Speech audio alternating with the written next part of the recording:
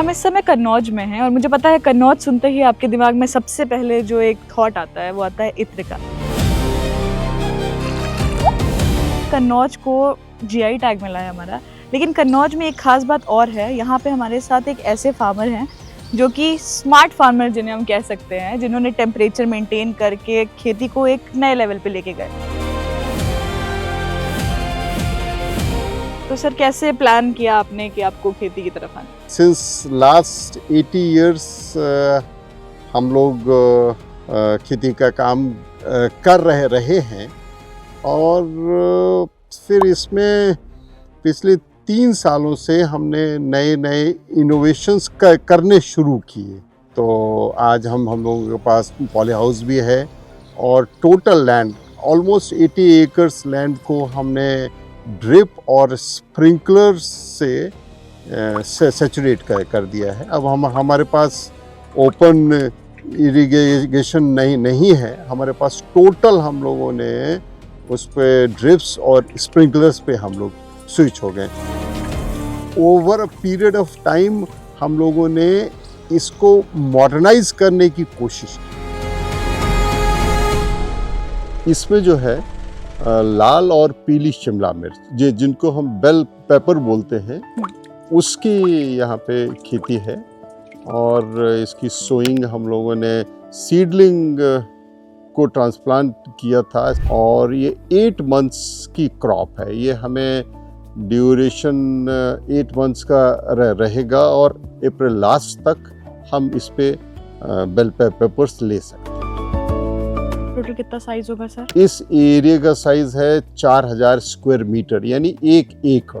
और आपने कहा कि हमने ट्रांसप्लांट किया है, इसके पहले हमने कौन सी क्रॉप्स यहाँ पे सो की थी? इसके पहले हम लोगों ने इंग्लिश खीरा था इसमें, उसको भी हम लोगों ने ट्रांसप्लांट किया था और वो भी 3 महीने की क्रॉप थी। तो 3 महीने में हम लोगों ने उसमें 60 टन्स का प्रोडक्शन लिया।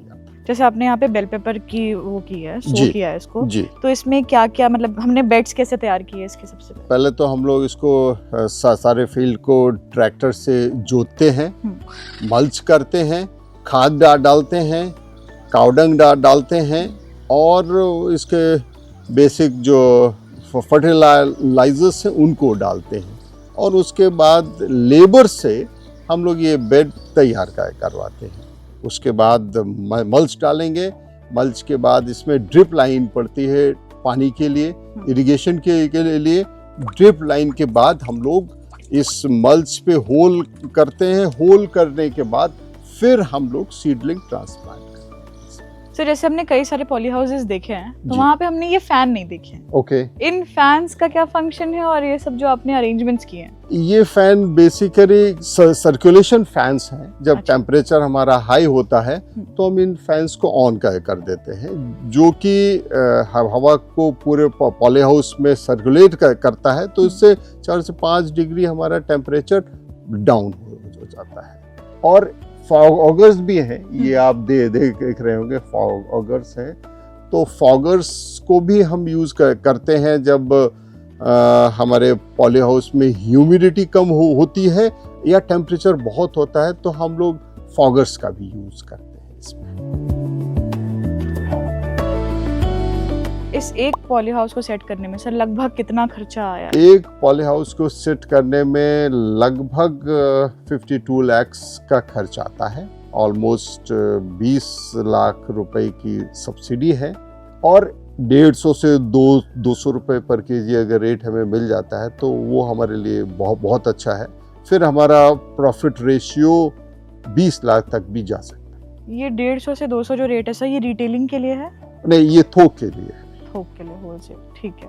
1 एकड़ में लगभग आप मतलब कितना प्रॉफिट ऐसे एक्सपेक्ट कर सकते हैं बेल पेपर की खेती से? एक एकड़ में मिनिमम हम लोग 12 से 15 लाख प्रॉफिट एक्सपेक्ट कर रहे हैं। ऑलरेडी 8 से 9 टन हम लोग बेच चुके हैं।